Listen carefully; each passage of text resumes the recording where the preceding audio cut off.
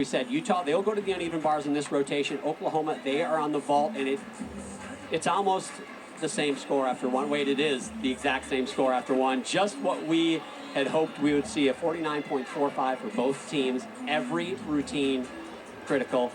Audrey Davis leads things off here. Audrey starts with a big Yurchenko full, kicks it out, had so much airtime. Small hop on that landing, but that was a nice big vault to kick off with.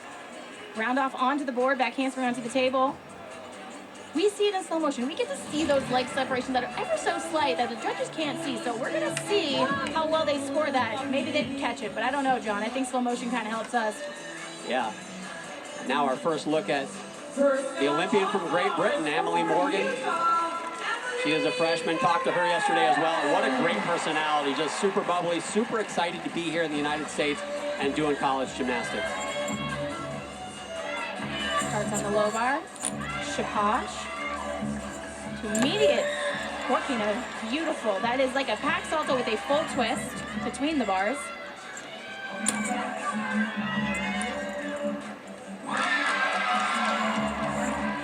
Line change full, a little bit short of that Hansen to a double back. Small hop in that landing. Full of difficulty, great routine. Just small form breaks here and there that the judges made deduct, but that was great. Utah, one of the most storied programs in all of women's gymnastics. Oklahoma in the last decade has established themselves as one of the best. Here's what it looks like in the series. Utah leads, and Utah is undefeated against Oklahoma here in Salt Lake City. However, Oklahoma's won the last 8 meetings, and that includes postseason, national championships, things like that. Now Renee Fletcher, the freshman from Philadelphia, Pennsylvania. She follows Audrey Davis's 9.775. They saw those form breaks, Alicia. They definitely did, and they were not super kind with the deductions. Yurchenko full, big, a lot of airtime. I love how much power both teams had on vault. We just got to work on landings, and it's early in the season where it's not uncommon to see these small hops on the landing. Good approach, nice tight legs and body form in the air. I had the opportunity to stand vault side while Oklahoma's warming up tonight and talk to Coach Lou Ball about their vault lineup. Only 3 10-0 vaults for Oklahoma. They were the first team in the NCAA to have 6 10-0 vaults. Only 3 tonight. They're taking it slow. They don't want to push things, but they've got as many as 7 10-0 vaults in their roster potentially. Emily Morgan, a 9.825 as Sage Thompson now mounts the uneven bars. This is a great event for Sage. Nice lines, beautiful toe point, back up to the high bar. Hanger between the bars, very difficult.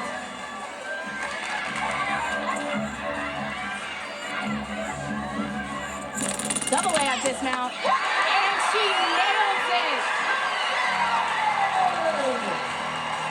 She's following Emily Morgan's 9.825 in the leadoff spot. This could be a huge one. Definitely huge. And these two skills immediately connected. Very difficult combination. Good bonus points for that.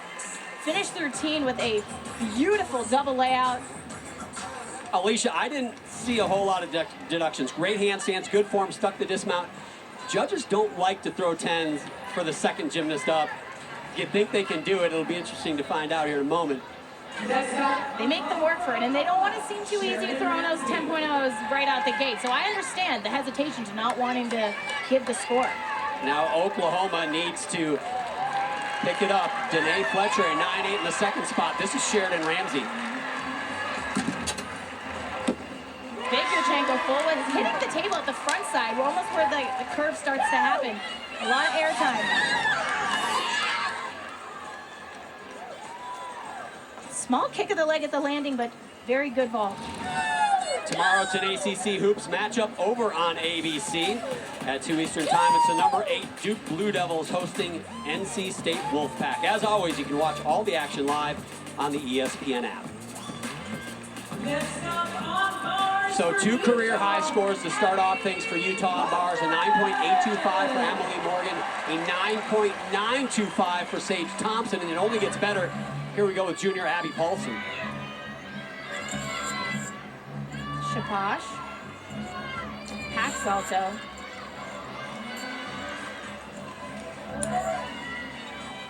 Up onto the high bar. Line change full for Abby to immediate double tuck.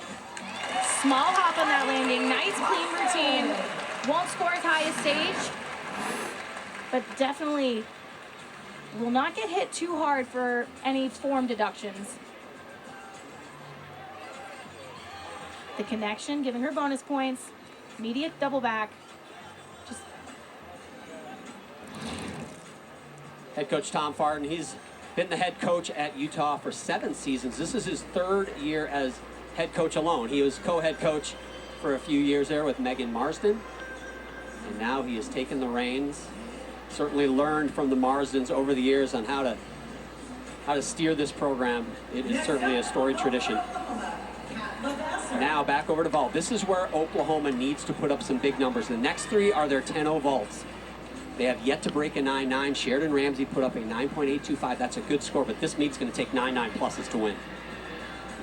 10.0 last week. Let's see what she can do this week. Oh, is going for the stick. Very, very minimal, small movement of those feet, but that was a very well done Yurchenko 1.5. So close. She stuck one of these in warm-ups. Made it look easy. Great lines. Like literally, there's no deductions in the air besides just that small little hop when her feet hit the mat. Head coach KJ Kindler, she has really made a name for herself. Was head coach at Iowa State, then Oklahoma swooped in and took her over there to Soonerland, and she has been just dominating college gymnastics since. Grace McCallum follows Abby Paulson's 9.775. That is a score Utah's going to want to drop. Grace opens up with a Josh Pack Salto. Had a little trouble in practice yesterday on that skill. Not today.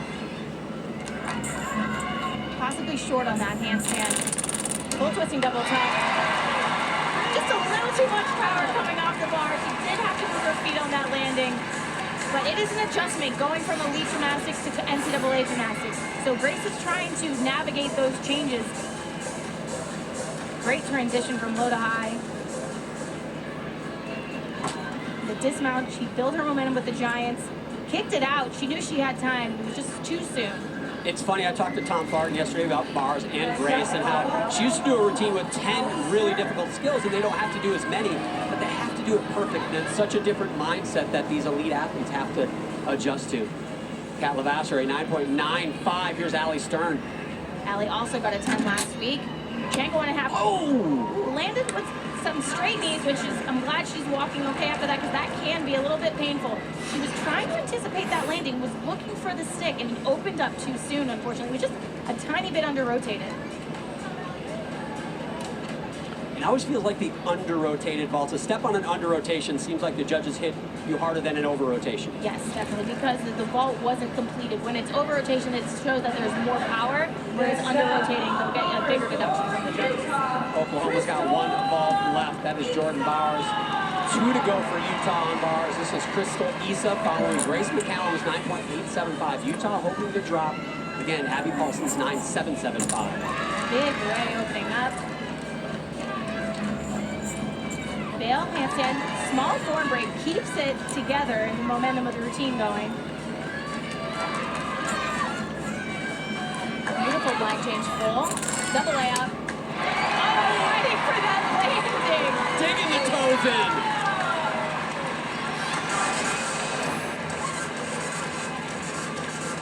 Big release move on the high bar that she opens up with. Beautiful handstand lines. The connection here is very difficult. Blind change full to immediate double layout. And she's bending, she's trying to keep that stick.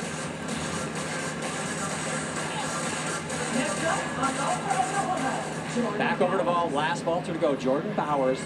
They need a big one here. Allie Stern, a 9.725. That means Oklahoma has to count a score in the 9.7s. That is something that Oklahoma does not normally do.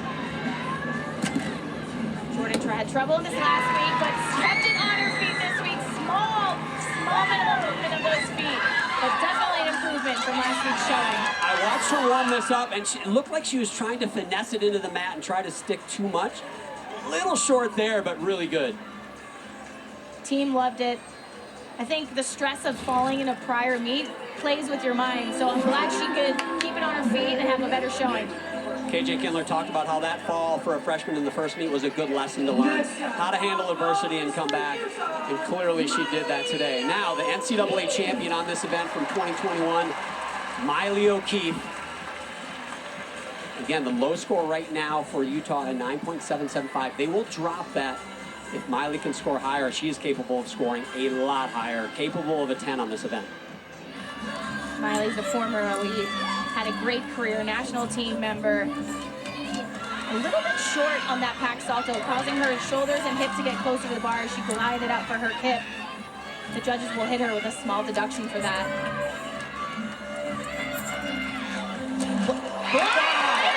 Arabian double front, and she sticks it. She kicked out of that. I was like, uh-oh, I thought she was going to under-rotate, but no. Almost short on that handstand, but we're seeing if the judges want to be lenient on that home team advantage. Maybe that might happen. Kicks that Arabian out early. Jordan Bauer's got a 9.975 on her vault. Miley O'Keefe needs a 9.875 for Utah to get back the lead. We'll find out later, but when we come back, Alicia Sacramone sat down with Grace McCallum.